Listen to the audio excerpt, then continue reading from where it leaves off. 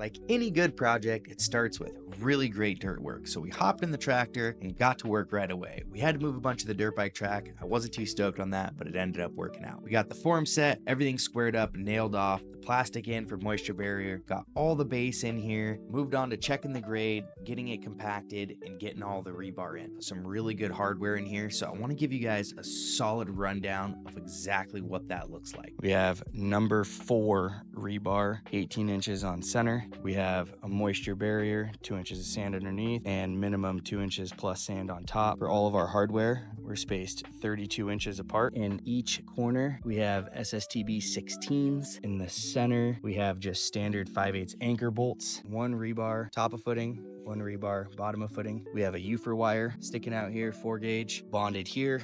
Bonding clamp, another bonding clamp here. We have straps to my 6x6 posts, footings that are 20 inches deep, another hold down here. The very next morning, I had concrete ordered and I'm ready to get this thing poured. Didn't get much footage of this because I was busy finishing concrete. Came out really nice. Don't worry about those feet print. It's just from muddy boots. It's not actually in the concrete. It really did come out absolutely amazing. I'm pretty pleased with everything. I got nice deep footings like you see here where the header is going to be well over 2 feet deep. The very next morning, I had lumber scheduled to get dropped off. And man, let me tell you what, this LVL header, this thing is absolutely massive and I'm pretty excited to get going. I gave it a couple days and after work, I decided I am going to get started on framing the most complicated wall, which is the back wall. So I went ahead and I got it knocked out. Only took me about an hour to build, but then I had to phone a couple friends because I couldn't lift this 2x6 wall up on my own. So waited till the next day so they could show up and help me get this thing stood. A quick side note before anybody asks, no, I'm not using pressure treated lumber on the sill plate, but I am using a moisture barrier, which is totally acceptable per the codes where I'm at. Now, at this point, my few phone a friend showed up and I was able to get the back wall stood. It was a lot heavier than I thought it would be, obviously, because it's 2x6 framing and there's a lot of lumber in this one wall. So we got this thing stood up, got it on the bolts, took a little persuasion to get it on the bolts, but it ended up falling in perfect and I am excited on how it's coming and I'm ready to knock out the next walls. All plumbed, anchored down. Got a permeable moisture barrier down here in between the sill plate and the concrete. That way the sill plate is not making contact with the concrete. 5/8 bolts, square plate washers. Now that I paid my friends with a couple high fives and they took off, I decided let's get these sidewalls built. Wasted no time, got them stood up on my own. I was pretty excited, so I was like, why don't I just move on to getting the header up? Got the few things I needed to get the header in, got them all anchored down, and started looking at the header and started thinking to myself, this is going to be a pretty serious task. That needs to go up there. It was quite the fight. I ended up having to use a ladder system and put a board on each side, stand in the tractor bucket, and lift it up a little at a time. At this point, I figured, just like Captain Jack Sparrow, might as well stand on top of my ship for a quick pose and move on to what's next. And what was next was getting this header tied in, getting all the blocking in. I'm almost ready to move on to getting the roof trusses in, which I was probably most excited for because I was going to feel like that was a big accomplishment. But of course, I got delayed by a little bit of rain. And when I mean a little bit of rain in some parts is a lot for us here in California. So that set me back a little bit, but was able to get this water pumped out and move on to the roof trusses. Got a few of them up and I'm going to pause here just to take a quick moment. Now, if you're not familiar with this, I wanted to highlight this and put a couple arrows here because it's really important that you take the time, find the correct angle and cut these bird's mouth in. That way your roof trusses are sitting all the way flat on your top plate with a single slope roof. If you have any questions about that, just make sure you drop a comment. And if you haven't already, now's a great time to make sure you like and subscribe. I want to take a minute and just highlight how deep we're drilling these in. We're drilling these in this deep because we're going to be putting some pretty big bolts in here with the impact gun, and we want to make sure that they're pre-drilled so we can get these suckers in nice and tight. This gun does like 1,200 foot-pounds, so these suckers are in there. All right, we have a 6x6 jack stud here, tied in with Simpson strong ties for 6x6 Doug fir going into an LVL header that is a 16-inch tall header by about 17 feet long. All framing is 16 on center, including the roof. In this corner, we have STHD 14s that are holding these 6x6 jack studs down. Everything is also toe-nailed in. Actually, these are heavy-duty framing screws. That's what I have going in here. These are 3.5-inch framing screws.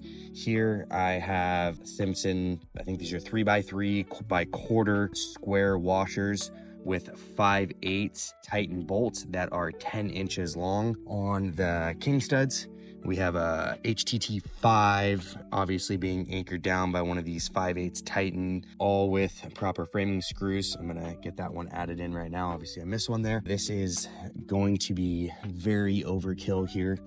At this point, guys, I did have to voice over this part of the video. I was getting pretty worn out. My voice is almost gone here. Been working on this thing nonstop. But what I want to highlight is the hurricane ties you see at the top. These are H1 hurricane ties. I put them inside and outside, and we're going to highlight that just a bit more here. Also, all of the sheeting was done with 3/4 inch CDX plywood, or 22/32, whatever you prefer. At this point, most of the plywood is on, just about ready to move on to the roof. And again, I'm hoping I can get this done pretty quick because weather's reporting more rain. So I got all the plywood thrown up there, got a few more things done. Gonna start nailing the plywood down, getting everything squared up, making sure I'm laid out correctly. At that point, decided to work through the night on this so I could get as far as I possibly could. And tomorrow, we're gonna knock the roof out. This big blue tarp is my temporary roof. Now, the next day, we did get a break in the rain, so I got the roof all prepped, got everything laid on here, got my starter strip down, got my pattern laid out, and got to work. And the reality is, once I got started, I was pretty excited, so I just knocked out the whole thing. That way I could start working on the electrical inside. With electrical, I always like to take my time, be really methodical. You can see I have all of my wires labeled, so I don't have to try to remember where they went. Everything is stapled off real nice, nail plates over everything. That black condensate line you see there, that's going to be for my mini split, which I'm going to be installing later on. Just remember, take your time here, do a really good job. Here's a really good overhead shot of how I have my electrical laid out for all my recessed lighting that we're going to be installing after we get the drywall in.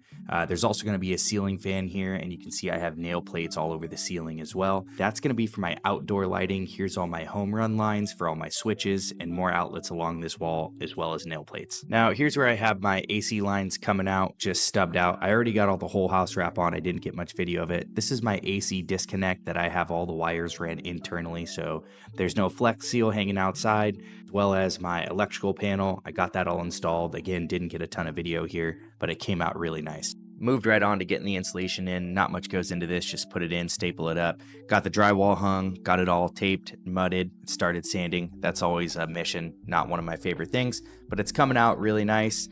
Immediately after sanding, jumped right into paint. I used fast dry drywall mud. That way I only had to wait about a day before I can sand. Son always likes to help me paint. We had a good time. Jumped into the electrical, got the recessed lighting in, got all the wires ran. And this is a fun little trick. If you're painting baseboards, spray paint can make it go a lot faster. And then here's a little shot of everything painted, the lights up, the ceiling fan in, and we are cruising. Here's a really great still shot of how this is coming out. Got the floor in. That didn't take long at all, and it's coming out just amazing. The outside is still progressing along. Haven't really done much with that. The whole house wrap is on here. I jumped right into getting the siding up. If you don't have these little helping hands and you're using siding, I suggest you get some. It made my life really easy, and the siding flew up a lot faster than I thought it was going to. I used the Hardy Fireproof cement board for the siding. I really like it. It was easy to work with, and it's fireproof. So got some masking up and started getting this thing painted right away. We used a sprayer for speed, painted the trim black, and it's looking really nice. Gonna do 2 or 3 coats on this just to make sure we get really good coverage. I moved on to the outdoor lighting. I got the recessed lights in. They're just hanging here just so I can get them all tested, make sure all the features are working correctly as they should. I did the recessed lighting all the way around, so both sides and the front, but I did not do the back. These lights are really cool because they have a backlit feature, so once I get the soffits filled in, it will actually have an underglow effect and make it look really nice under there. It's going to look really cool with this beautiful color stain that we chose for all the soffits. So I got everything stained, started getting the first few rows up, and it did go pretty fast. It's all tongue and groove. It wasn't too bad to work with, but it was a little hard to keep square. We got it all done. I got the lights in. Everything was going just like I wanted it to. But just like with any project, we had a couple little hiccups, nothing we couldn't work out. And in the end, just like you can see here, it looks absolutely amazing. I love the size of the overhangs that we decided to go with. and at night it really looks beautiful. We wanted a desk that was really big, about 12 feet long. We couldn't find one online, or the ones we found were all really expensive, so I decided to just run down to the lumber yard and pick up some of this butcher block. I bought 3 pieces that were 12 feet long, got everything put together with mitered corners, notched it out for the baseboards, and it did come out really good. Filled all the holes, got it sanded really nice, and this is going to serve as a desk for both my wife and I, and it's 12 feet long, so we should have plenty of space. This is the inside completely finished. We got our rubber flooring down for our gym. We got all of our gym equipment in here. And so far, we've really enjoyed this. It's pretty comfortable to work out in. There's plenty of space for both my wife and I to work from home. A lot of times we have our kids with us, so I even went ahead and mounted a soundbar and a TV right up on that where that header was. So that's been really convenient as well. We're this far in, so I figured why not add a deck, since we had quite a big step to get into the gym. And I didn't get a ton of footage of this, so we're gonna have to make do with these pictures, but we did a nice picture frame border. We added a couple steps, and I even decided to enclose the side of it, and I'm gonna put turf all the way up.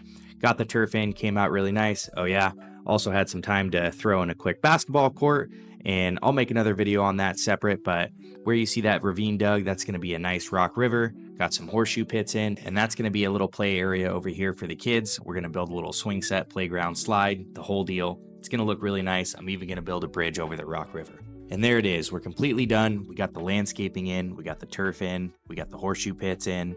And honestly, it came out really great. It was a lot of work for one person, but all in all, I saved a ton of money. We did this whole thing under $30,000. That's just the gym office, not the basketball court and the rock and all that other stuff. Went ahead and finished up some of the landscaping here, got some pavers in. And if you like content like this, please just like and subscribe to the channel. I always appreciate your support. And thanks for watching, and stay tuned for the next one.